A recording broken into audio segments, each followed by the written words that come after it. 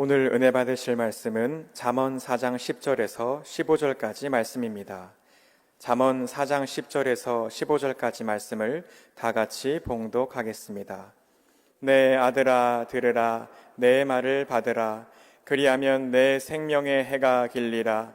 내가 지혜로운 길을 내게 가르쳤으며 정직한 길로 너를 인도하였은즉 다닐 때에 내 걸음이 곤고하지 아니하겠고 달려갈 때에 실족하지 아니하리라. 훈계를 굳게 잡아 놓치지 말고 지키라. 이것이 내 생명이니라. 사악한 자의 길에 들어가지 말며 악인의 길로 다니지 말지어다.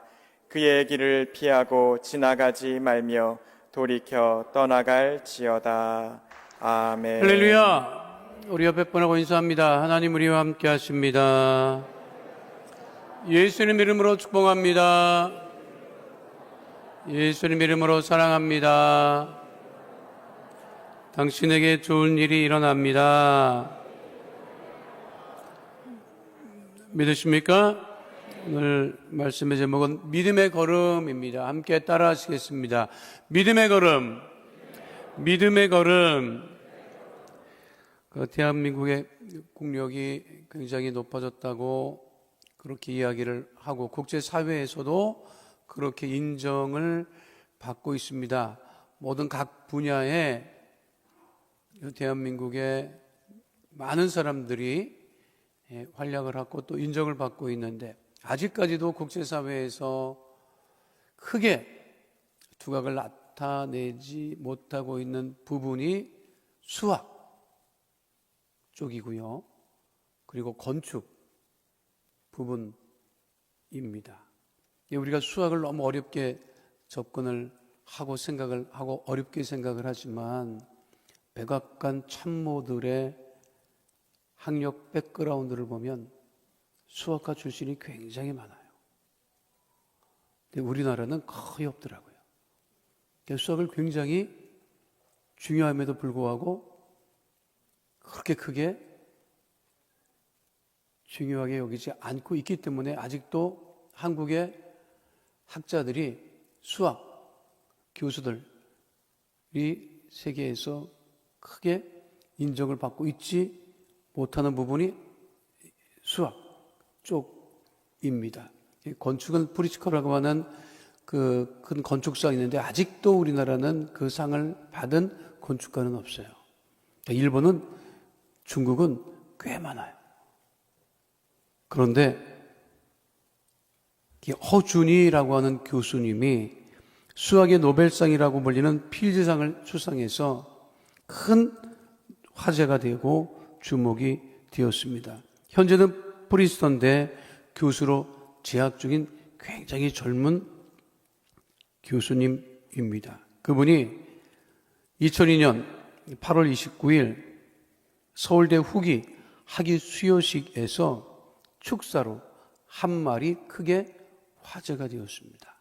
이분이 뭐라고 얘기를 했느냐면 취업 준비, 결혼 준비, 육아, 교육, 승진, 은퇴, 노후 준비를 거쳐 어디 병원 그럴듯한 1인실에서 사망하기 위한 준비에 산만해지지 않기를 바랍니다.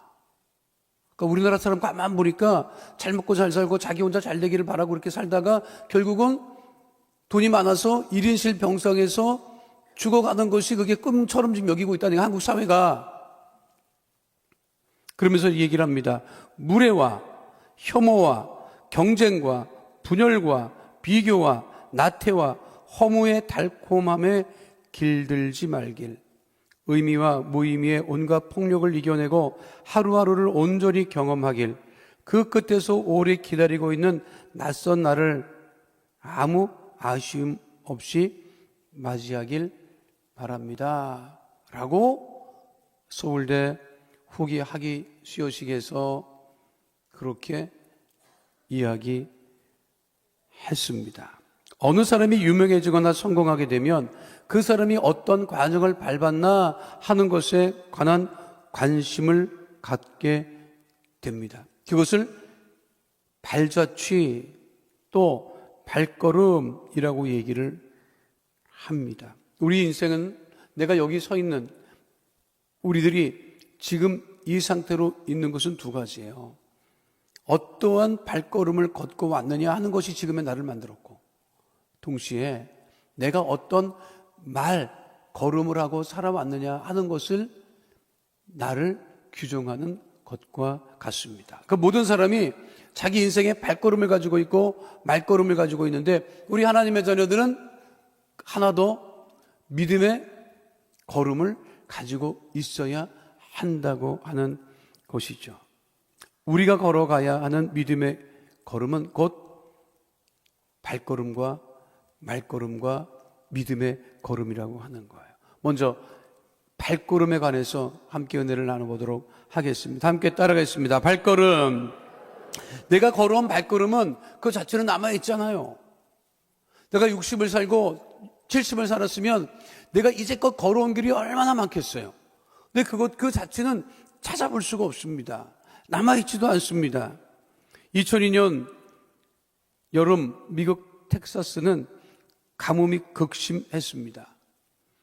유럽도 가뭄이 극심해서 이 바닥이 드러날 정도로, 강바닥, 저수지가 드러날 정도로 큰 가뭄을 겪었죠.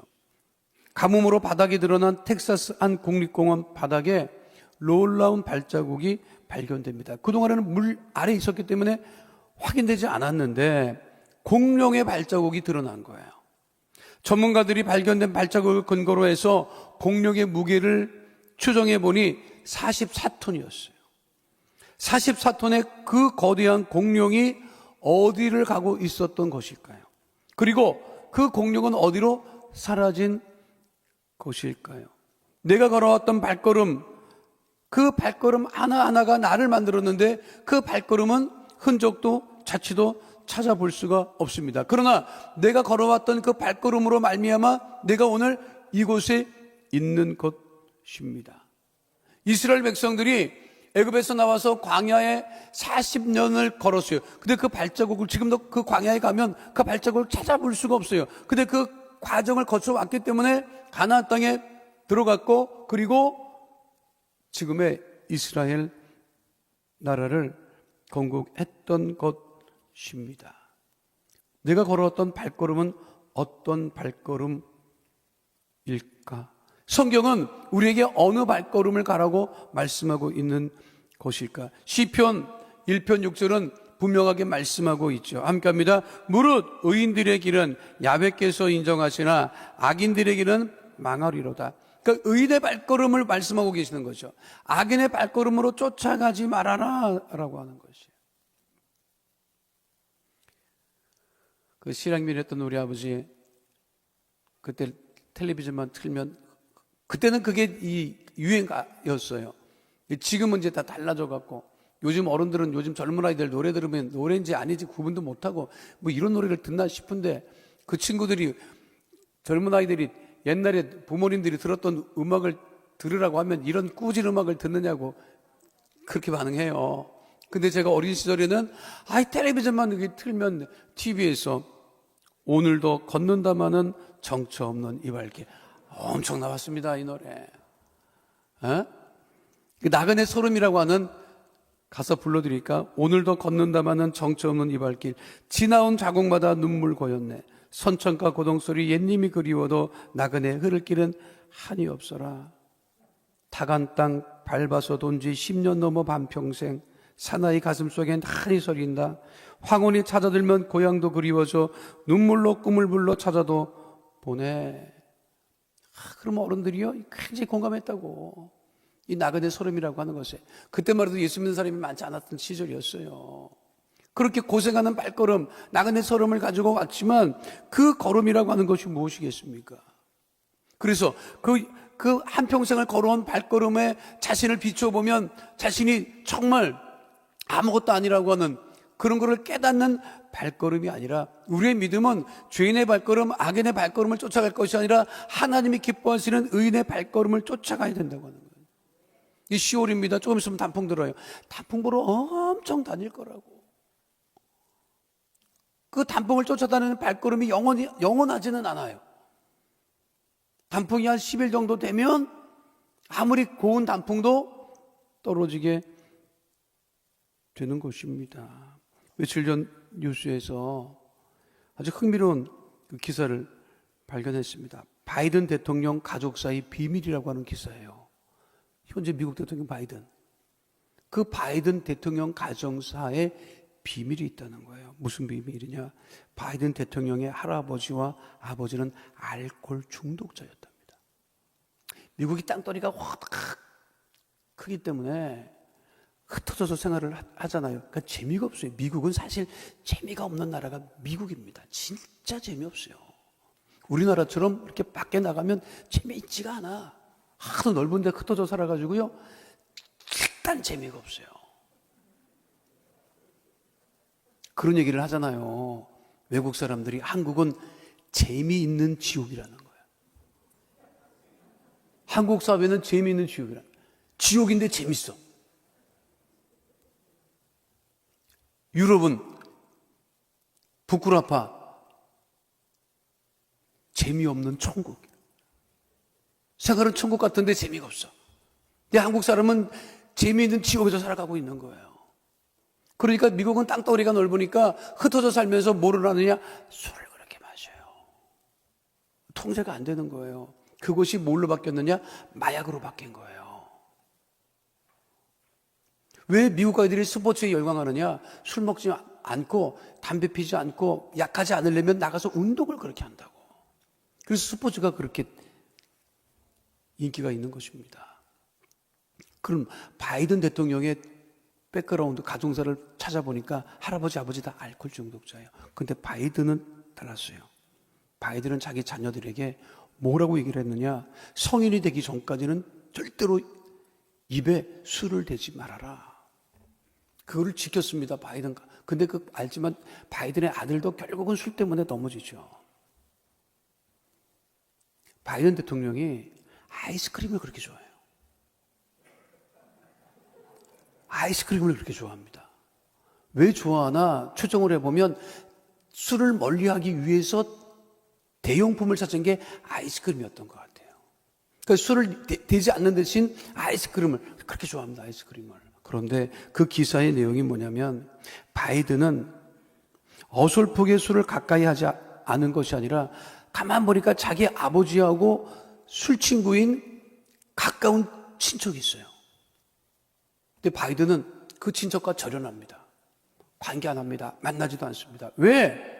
그 술 좋아하는 그 친척을 가까이 대하면 결국 자기 인생도 망가질 것을 알기 때문에 그러는 거예요. 그 기사의 말미에 뭐라고 되어 있는지 아십니까? 그 술 좋아하던 그 바이든 아버지와 술 좋아하던 친척은 이미 술로 죽었고 자기들은 어떻게 살아가고 있느냐? 그 절연한 그 가족이 한 말이에요. 바이든 내가 남편의 죽음을 알까? 그 와이프가 한 얘기예요.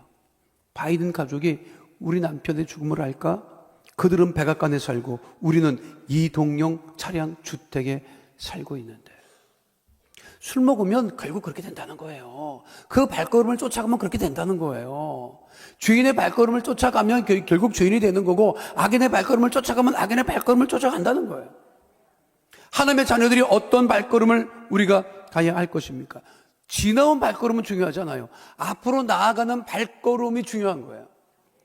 우리가 예배를 드리는가 보는 것은 이전에 걸어왔던 그 삶을 살지 않고 새로운 걸음을 살겠다고 우리가 예배 드리는 거예요. 그렇지 않으면 예배는 형식이 되어버리고 맙니다. 내가 오늘 예배를 통해서 내 이전의 발걸음을 버리고 새로운 발걸음으로 살아가겠다고 하는 결단이 있는 복된 주의 자녀 되시기를 축원드립니다. 그래서 잠언 4장 10절로 12절은 분명하게 말씀하고 있죠. 함께합니다. 내 아들아 들으라. 내 말을 받으라. 그리하면 내 생명의 해가 길리라. 내가 지혜로운 길을 내게 가르쳤으며 정직한 길로 너를 인도하였은즉 다닐 때 내 걸음이 곤고하지 아니하겠고 달려갈 때 실족하지 아니하리라. 두 번째는요, 말걸음이라는 게 있습니다. 따라하겠습니다. 말걸음. 말걸음. 어떤 목사님이 목회를 하시면서 그 교회 성도들하고 산행을 자주 하세요.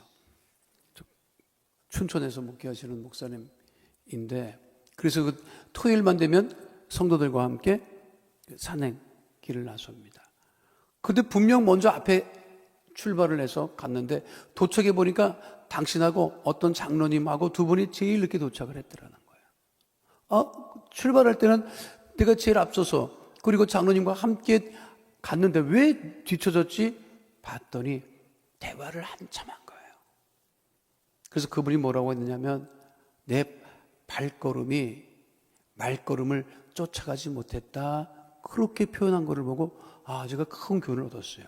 우리 인생에 발걸음이 있습니다. 근데 그 발걸음을 걸려 넘어지게 하는 게 뭐냐면 말걸음이에요. 아무리 잘 나가는 정치인도 그 말걸음에 자빠지면 회복하기가 어려워요. 요즘은 말로 안 하고 문자질 하다가, 정치인들 국회에서 문자질 하다가, 문자질이라고 해서 표현해서 죄송합니다만 문자질 하다가 기자들이 뒤에서 그냥 망원 그 카메라로 그만 들여다보고 있는데 거기 쓸데없는 문자질 하다가 결국은 어려움을 당하잖아요. 두 남자가 오솔길을 걷고 있습니다. 누굴 것 같아요? 저 사진은 그 유명한 플리처 사진 보도상을 받은 사진입니다. 한 사람은 존 F 케네디, 한 사람은 드와이트 아이젠하워. 현직 대통령이 케네디, 이전 대통령이 아이젠하워. 저 사진이 언제적 사진이냐면 쿠바 사태 이후에 쿠바에 미국 병사들을 보냈다가 실패한 아주 그 치욕적인 피그스만 침공이라고 하는 치욕적인 그러한 일이 있었습니다. 그런데 그 문제를 해결을 해야 되는 거예요. 해결 방법이 없는 거예요. 정권이 흔들리게 생긴 거예요. 그때 존 F 케네디 대통령이 이전 대통령이었던 아이젠하워 대통령을 그 대통령 별장으로 초대를 했어요. 그리고 두 사람이 그 국가적인 위기를 해결하기 위해서 별장으로 올라가는데, 자, 저게 발걸음이에요? 저 사진에서 발걸음이 느껴져요? 말걸음이 느껴져요? 그 심각한 말걸음이 느껴지죠. 타이틀은 Serious Steps라고 하는 심각한 발걸음이라고 했지만 저거는 심각한 말걸음입니다. 우리의 믿음의 발걸음은 동시에 믿음의 말걸음이 굉장히 중요하다고 하는 것입니다. 예수 믿으면서 말걸음이 잘못돼서 걸려 넘어지는 일이 없어야 하는 것입니다. 구약시대나 신약시대나 오늘날의 시대나 성경은 말걸음에 대해서 늘 말씀하고 계세요. 전도서 5장 2절은 우리에게 분명하게 말씀하고 있습니다. 전도서 5장 2절 함께합니다. 너는 하나님 앞에서 함부로 입을 열지 말며 급한 마음으로 말을 내지 말라. 하나님은 하늘에 계시고 너는 땅에 있음이라. 그런즉 마땅히 말을 적게 할 것이라. 아무리 믿음이 좋아도 말걸음에 걸려 넘어져서는 절대로 안 됩니다. 하루는 일찍 잠자리에 들었는데 우리 집사람이 드라마를 안 보는 사람이에요. 근데 그날따라 드라마를 봤는지 나보다 늦게 들어와서 잠이 들려고 하는 순간 이제 깜빡하면 잠이 깊게 빠지는데 내 집사람이 내 옆에 누워서 물어보는 거예요. 당신에게 나는 뭐야? 왜 드라마를 봤나 봐. 당신에게 나는 뭐냐고 하는데, 여러분, 부부가 살면서 이 말 잘못하면 큰일 나겠다 하는 때가 있어요. 그때가 그 순간이었어요. 잠은 자야 되겠는데 깨고 싶지는 않고, 이거를 어떻게 해서 빨리 이거를 넘겨가지고 잠을 잘까 이런 생각밖에 없어서 무슨 대답을 줘야 되나. 당신에게 나는 뭐야? 큰일 났네. 뭐라고 대답하나. 그래서 정답을 내가 얘기했다니까요. 뭐긴 뭐야. 나에게 당신은 전부지. 그러니까 뭐라고요? 그러는 거야. 못 알아들었어? 영어로 얘기해 줄까? You are my everything이라고. 그리고 속으로 생각했어요. 자면 되겠다 했는데 우리 집사람이 그러는 거예요. everything은 nothing이에요. everything은 모든 것은 아무것도 아니라는 거야. 잠이 벌쩍 깨는 거예요. 큰일 났다. 야, 이거 어떡하나. 아니, You are my everything이라고 얘기했는데도 그게, 주여, 이거 어떡합니까? 잠은 다 깼어요. 근데 이거를 말을 잘못하면 계속 길어질 것 같아. 잠 못 잘 것 같더라고. 그래서, 이거는 신학적으로 반응을 해야 되겠다. 마음을 굳게 먹고 대답했죠. 당신은 나의 십자가야. 나 이외에 모든 사람은 십자가야. 근데 우리 집사람이 왜 내가 당신의 십자가냐고 따져 물었으면 그거 오늘까지도 내가 이 자리에 못 썼을 거야. 근데 우리 집사람이 그러는 거예요. 맞아요. 나는 당신에게 십자가예요. 그런데 당신도 나에게 십자가예요. 서로 십자가를 지어야 하는 거예요. 그 말에 이 사람 괜찮아. 그 신앙적으로 반응을 했더니 신앙적으로 받아서 그날 잠을 잘 자고 내가 지금 여기 있는 것입니다, 여러분. 우리가 믿음의 사람들이 말을 예수 믿지 않는 사람과 거의 유사하게 합니다. 스스로를 살펴보세요. 그러니까 우리 신앙생활하면서 상처받는 게 뭐예요? 은혜로운 말에는 상처를 받지 않습니다. 그런데 서로 대화하면서 그 말에 상처를 받는데 그게 믿음의 사람의 말이 아닌 거예요. 믿지 않는 사람이 하는 거를 그대로 우리가 답습해서 하고 있는 거예요. 중요한 것은 내 믿음의 발걸음, 내 믿음을 자랑할 것이 아니라 내 말걸음은 어떤지를 항상 돌아봐야 되고 정말 우리 입에 파수꾼을 세워야 됩니다. 근데 그것이 나의 삶을 결정하는 것이죠. 그래서 잠언 4장 13절은 분명하게 말씀하고 있는 거예요. 함께 합니다. 훈계를 굳게 잡아 놓치지 말고 지키라. 이것이 내 생명이니라. 훈계를 굳게 잡아 놓치지 말라고 하는 것은 하나님 말씀을 붙들면 그 말씀을 붙들고 살아가면 말걸음에 넘어지지 않을 수 있다는 거예요. 자기를 돌아보고 자기의 믿음의 발걸음도 그리고 자기 말걸음도 온전케 된다고 하는 것이죠. 우리 순복음 신앙의 강점이 무엇인지 아십니까? 부정적인 생각과 말을 하지 않는 거예요. 그런데 내 안에 부정적인 말과 생각이 많다고 하는 것은 그거는 단 한 가지예요. 성령으로 충만하지 않은 거예요. 말이 내 믿음보다 앞서지 않는 주의 백성 되시기를 축원드립니다. 그래서 우리의 말은 성령 충만한 우리의 기도는 방언으로 기도가 되어야 되는 거죠. 그래서 사도행전 2장 4절은 분명하게 말씀하고 있습니다. 함께 합니다. 그들이 다 성령의 충만함을 받고 성령이 말하게 하심을 따라 다른 언어들로 말하기를 시작하니라. 마지막 세 번째는요. 자, 첫 번째 발걸음, 말걸음. 세 번째는 믿음의 걸음, 믿음의 걸음. 따라하겠습니다. 믿음의 걸음, 믿음의 걸음. 해리슨 포드 주연의 영화 도망자라고 하는 영화가 있습니다. 사실 이 영화는 미국에서 1963년부터 TV 드라마로 방송되었던 영화였습니다. 리차드 킴볼이라고 하는 천재적 소아과 의사가 아내를 살해한 혐의로 체포되었다가 자기 혐의를 벗기 위해서 도망자가 되죠. 그래서 자기의 혐의를 벗기 위해서 애를 쓰는, 범인은 자신이 아니라 외팔이라고 하는 말을 하지만 자기를 끝없이 추적해오는 그 형사의 그 추적을 따돌리려고 애를 씁니다. 주인공이 뭐라고 하는 줄 알아요? 범인이 아니다. 경찰도 보니까 아닌 것 같아. 근데 그 경찰이 뭐라고 하는 줄 알아요? 네가 범인인지 아닌지는 관심 없어. 나는 너를 잡아야 돼.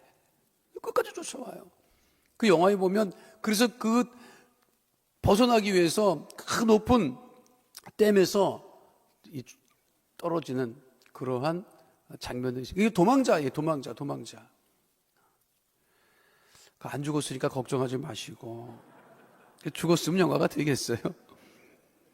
그런데 도망자의 삶을 살았던 성경의 인물은 누구예요? 그 다윗이에요.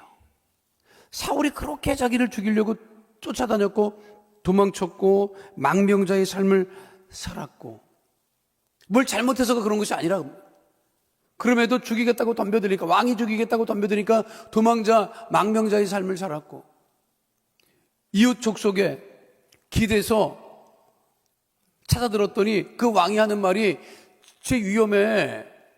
골리앗도 죽였다며. 그 이야기를 듣고 다윗이 생각하기를 야, 이거 다 죽겠구나 하니까 미친 사람 흉내를 내잖아요. 그 왕의 기둥에 침을 질질 흘리고. 그러니까 왕이 보기를 저거 맛이 같구나. 저 나도 이렇게. 그래서 생명을 보존하고 유지했단 말이에요. 그와 같은 도망자의 삶을 살았는데 그 다윗의 발걸음을 보면 그 발걸음이 원수가 없는 발걸음이 아니었다는 거예요. 도망자지만 사울왕을 죽일 수 있는 기회가 2번이나 있었지만 죽이지 않았다는 거예요. 그 다윗이 도망자의 발걸음 속에 하나님께서 역사하신 거예요. 만약에 다윗이 원수가 없겠다고 달려들어서 사울왕을 죽였다면 오늘날의 다윗은 없습니다. 도망자임에도 그 발걸음은 믿음의 발걸음이었다는 거예요. 또 사무엘하 16장에 보면 다윗이 아들 압살롬의 반란에 도망을 가게 생기지요. 그래서 도망을 갑니다. 신하들과 함께 예루살렘을 벗어나요.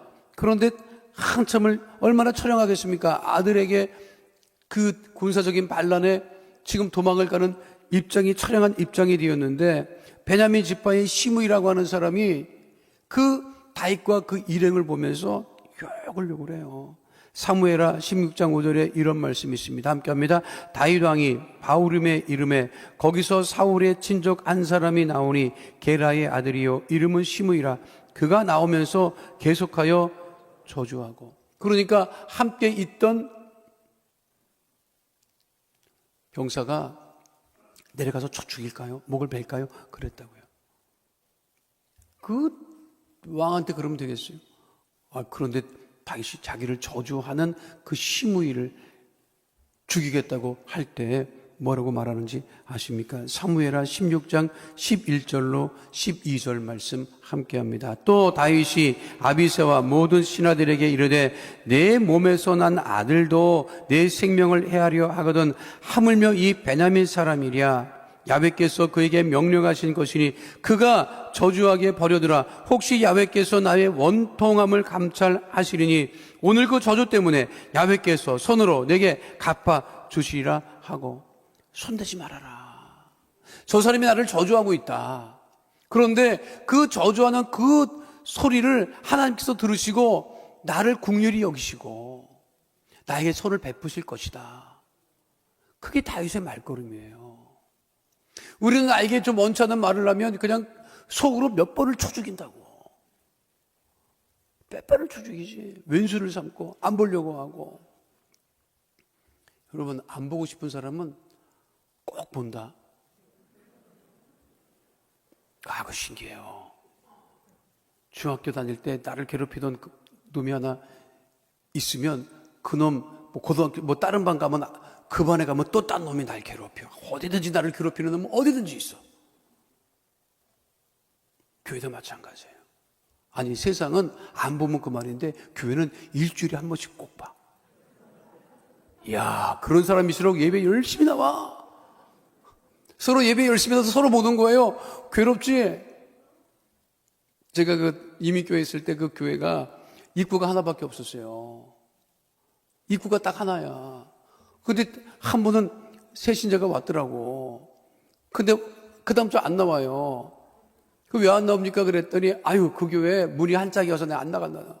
아니 내가 속으로 문이 한 짝이든 두 짝이든 그게 무슨 말인가 했더니 꼴배기 싫은 놈이 있으면 들어왔다가 전문으로 나가야 되는데 문이 한 짝이어서 들어왔다 나갔다 똑같다는 거야. 거기서 여기는 문이 많아서 감사해 내가 뭐.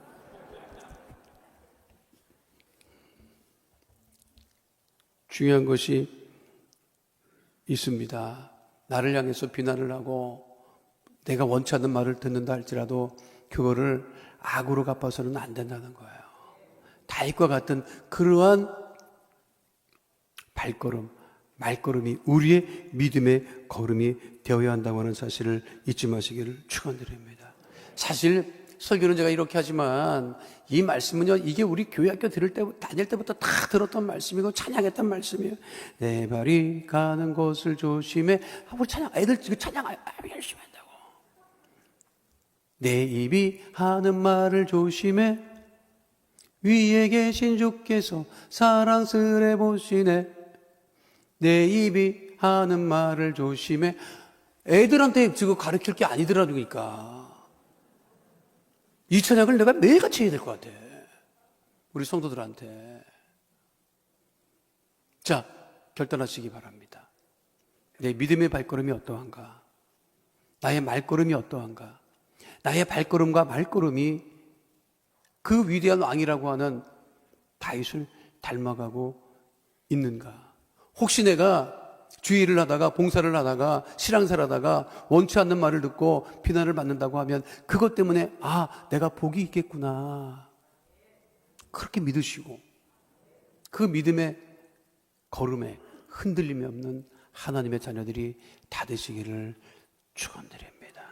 거룩하신 아버지 하나님, 내가 살아온 발걸음은 어떠했는지, 내가 이제껏 말했던 말걸음은 어떠했는지, 나의 발걸음과 말걸음이 하나님이 기뻐하셨던 다윗의 발걸음과 말걸음이었는지를 늘 잊지 아니하며 하나님이 기뻐하시는 발걸음이요 말걸음, 믿음의 걸음을 살아가는 하나님의 자녀 다 되어지게 하여 주시옵소서. 하나님께서 기쁘시게 하는 삶 살아가게 하심을 감사드리며 좋으신 우리 주 예수 그리스도의 이름으로 기도하옵나이다. 거룩하신 아버지 하나님, 우리를 고와 같이 버려두지 아니하시고 우리를 품어주시고 안아주시고 위로하여 주시고 회복하여 주시고 문제가 있을 때 예수님 이름으로 기도할 때마다 그 문제를 해결해 주심을 감사를 드립니다. 마음의 손, 기도 제목, 삶에 문제가 있어 가슴에 믿음의 손을 얹고 기도하오니 주의 능력의 오른손으로 안수하여 주셔서 모든 삶의 문제는 해결함을 받고 주님께 영광을 누리는 하나님의 거룩한 자녀 다 되어지게 하여 주시옵소서. 나사렛 예수 그리스도의 이름으로 명하노니 흑암의 어둠의 저주의 세력은 이 시간 묶음을 놓고 떠나갈 지어다. 가정의 문제가 떠나갈 지어다. 자녀의 문제가 떠나갈 지어다. 물질의 문제가 떠나갈 지어다. 장막의 어려움은 해결함을 받게 될 지어다. 직장과 사업장에 주의 복이 임할 지어다. 주의 보혈로 명하노니 모든 육신의 질병, 마음의 병은 떠나갈 지어다. 암과 불치병, 난치병은 다 떠나갈 지어다. 고혈압, 당뇨병은 치료함을 받게 될 지어다. 어떠한 질병이 되었다 할지라도 이 시간 깨끗하게 치료함을 받게 될 지어다. 주의 보혈로 명하노니 마음의 병이 떠나갈 지어다. 우울증이 떠나갈 지어다. 불면증이 떠나갈 지어다. 생활과 건강의 염려 걱정 근심은 다 떠나가고 형통하게 될 지어다. 우리 기도를 응답하심을 감사드리며 좋으신 우리 주 예수 그리스도 이름으로 기도하옵나이다. 아멘. 지금은 우리 주 예수 그리스도의 은혜와 아버지 하나님의 영원하신 사랑과 보혜사 성령님의 함께하시고 인도하시고 내조하시고 동행하심의 역사가 오늘 주 앞에 나와 신령과 진정으로 예배드린 하나님의 귀한 백성들 머리 위에 지금으로부터 영원토록 함께 계실지어다. 아멘.